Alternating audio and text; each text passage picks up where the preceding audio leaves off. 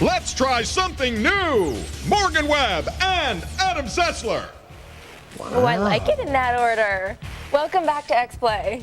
Now, for those of you tired of rolling your 20-sided die around all by yourself, and we got a game for you! It's a highly anticipated Dungeons & Dragons title that takes things back to the days of turn-based combat. It's kind of like Baldur's Gate. And it's being hyped up by fans because it features the brand new 3.5 edition D&D rules! What? Yeah, I don't know what the hell that means either. Here's a review of Dungeons & Dragons, the Temple of Elemental Evil.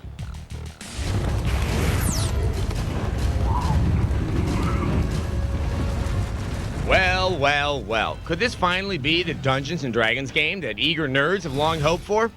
Looks pretty good so far. Fancy introductory graphics, deep character configurations based on the D&D 3.5 rule set, and plenty of lengthy adventures to occupy those lonely Friday and Saturday nights. Making good on your promise, you travel to Hamlet. Well, I know what you're thinking. Adam, has the Lord answered our prayers? Could Temple of Elemental Evil be the D&D game to end all others? In short, my geeky brethren, the answer is nay. For the most part, the game is cack. On the one hand, Dungeons & Dragons Temple of Elemental Evil is in fact the latest incarnation of the somewhat coveted D&D license. This much is true. But on the other hand, anyone who actually sits themselves down and tries to play through this craven beast might end up with permanent brain damage. Perhaps the game was rushed to market. I don't know. But the resulting title is a disappointing and buggy experience. You arrive in Hamlet as the bearer of terrible news. To begin with, players can choose for themselves from a variety of alignments. Alignments determine what kind of characters you can have in your party. Great. You can even create your own halfling and call him Frodo if you want. Fine by me. My chosen alignment, however, should in turn reveal different adventures. Right away. Yes, sir. Unfortunately, the variety of adventures varies only superficially. You arrive in Hamlet looking for Blackjay. No matter what type of quest you try to immerse yourself in, you still ended up talking to the same drunks. No, I'm not. Hello there. Sorry to have bothered you, ma'am. This guy smells like he bathed in Jack Daniels.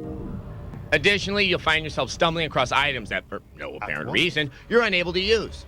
This is further complicated by the occasional random encounter that, 1, because of buggy software, makes no sense, and 2, often keeps you from continuing with your game, which means your only recourse is to quit and start all over. Following your map, you arrive at the village of Hamlet. Think I'm getting a headache.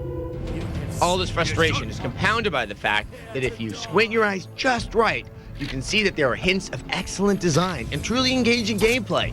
However, digging through the garbage to find a diamond means you're still digging through garbage. Yeah, it's a shame. We're smelling a lot of if only coming off this game, and we can only afford Dungeons & Dragons Temple of Elemental Evil an underwhelming 2 out of 5. Of course.